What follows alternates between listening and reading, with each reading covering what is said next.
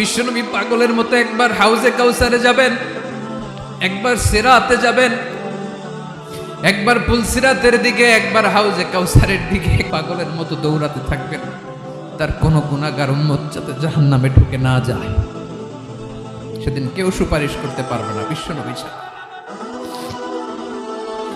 এজন্য 5 নম্বর আল্লাহ বললেন, মান যাল্লাযী ইয়াশফাউ ইনদাহু ইল্লা বিইযনিহি।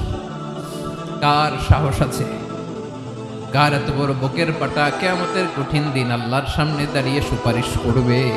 কারো ক্ষমতা নেই, কারো ক্ষমতা নাই। বিশ্বনবী সেদিন সেজদায় পড়ে উম্মতের জন্য কাঁদবেন, সবাই কাঁদবে, নফসি নফসি, আল্লাহ আমারে বাঁচাও, আল্লাহ আমারে বাঁচাও। বিশ্বনবী বলবেন, উম্মতি উম্মতি। বিশ্বনবী আমার জন্য কাঁদবেন, আপনার জন্য কাঁদবেন, আমাদের জন্য সেদিন কেঁদে কেঁদে জাহান্নামের দরজায় দাঁড়িয়ে আমাদেরকে টেনে টেনে জান্নাতে ঢুকাবেন। এজন্য এই বিশ্বনবীর ভালোবাসা যেন আমাদের হৃদয়ে ভরপুর থাকে। আমার ভাইয়েরা, প্রতি শুক্রবার বিশ্বনবীর উপরে বেশি বেশি যেন আমরা দুরূদ পড়ি। আমরা যখন বিশ্বনবীর সালাম দেই, দুরূদ পড়ি,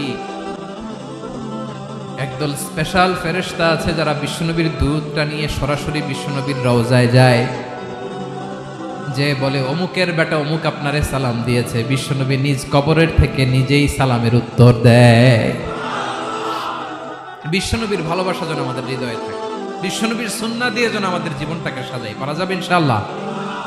বিশ্বনবীর ভালোবাসা ছাড়া কেউ জান্নাতে ঢুকতে পারবে?